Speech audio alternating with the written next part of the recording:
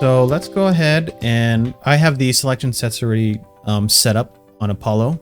So what I'm going to do is I'm going to take just his translates, since this is his cog translate, and I'm going to select all these curves, and I'm going to use the copy animation tool.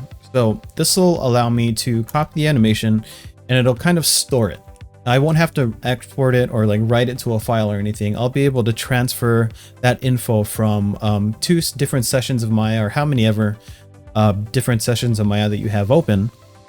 And it's really, really convenient in that sense. So let's select the cog. I already have a key on there. I'll select my translates, and if I hit shift click, you can see that I have, oh, let's cut the time range. Oops. Cool. So you can see that I have pretty much the same motion from his cog to his cog. And you can tell that it looks really weird at the moment, right? But that's okay. We'll get to that later. All I'm concerned about at the moment is getting the correct data over. So let me go through and do the same process for the rotations of the cog. Let's see, cog rotates. Take these. Here I have those. Yep. And then cog rotate here, key, and shift click. Cool. And then one thing I want to make sure of, actually.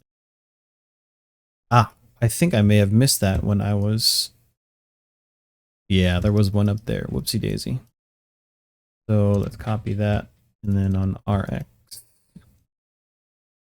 There we go. Cool. So now he's got that kind of lean. All right. Now let's do the same thing for the foot. Before I do that, I'm going to save it. And then let's take the right foot. Sure. Let's see. Right foot here.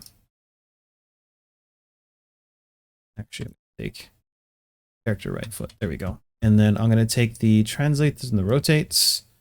I copy this, and then I'm going to put it on this foot here. Translates and rotates. Shift click. So this is going to look very weird, and I realized that. Okay, cool. We have the data copied over. I'm not going to do the other foot because we'll be able to just adjust this foot and copy it onto the other foot, which I'll go through. So I'm going to save. And then now what I'd like to do here is I like to use the motion trail tool. It's one of my favorite tools. So I'll select the cog, and then I'll turn on my motion trail tool. That's another shortcut that I have bound because I use it so often. I'll show my motion trails here. And so we can see that in the motion trails, you have a bunch of options. You can create, you can remove, set the range. You can set an offset if you'd like, depending on which part of the edge that you're tracking, depending on if you're tracking like a leading edge of the character. You could use offset. You could track orientations, the style of the curve that's drawn, so on and so forth. But this will do for now. I like to keep it pretty basic. So we can see that the animation that I transferred over is pretty close to the ground, and I want it to be a lot closer to where his pose was at default. So what I'm going to do is I'm going to use this global offset tool here. So what this does is whatever change that I make at the moment, it's going to propagate that change all the way throughout the rest of the animation.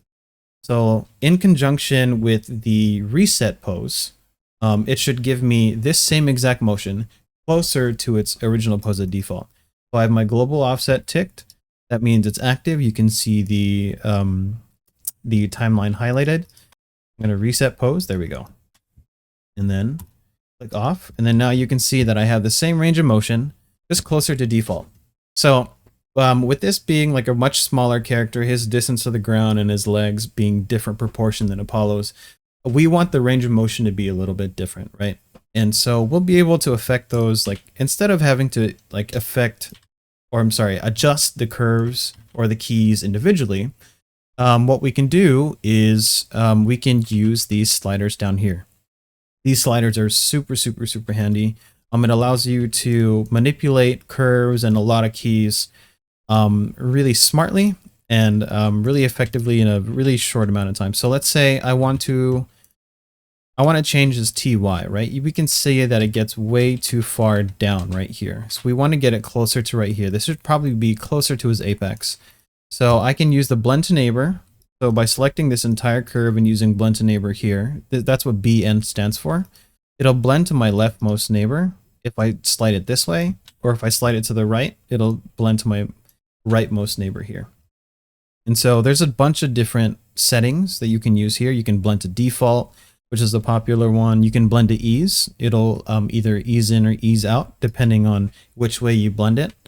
Or even here, this is scale to average, SA. You can scale from neighbor left, scale from neighbor right, scale from default. I encourage you guys to kind of play around with both of these sliders and the settings. And I'm sure you guys will find your own preference as to which ones you guys like to use normally. I personally like to use these, blend to neighbor and scale from average. And then you can always set which one you have on in default. And then I have shortcuts set up for whenever I want to change it. So if I want to blend to ease, for example, you can see that the letters will change depending on which buttons I have held down. So I'm just going to use blend to neighbor for now. Go ahead and do that. And then I have a shortcut to update my motion trail, because sometimes it won't update if we're using a slider. There we go. Much better. Let's make it a little smaller. There we go. Cool. And then we want the forward motion to probably be a little bit less. So let's say if this is as far back as he goes, we probably want this to be closer to default here. Let's blend to default. Oh, there we go. Much better. Cool.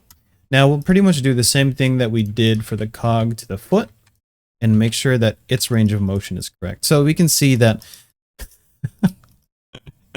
it's huge, which is not what we want, but the directions that we want to affect are basically TY and TZ at the moment, right? So we can basically take these and we can blend to, let's say, a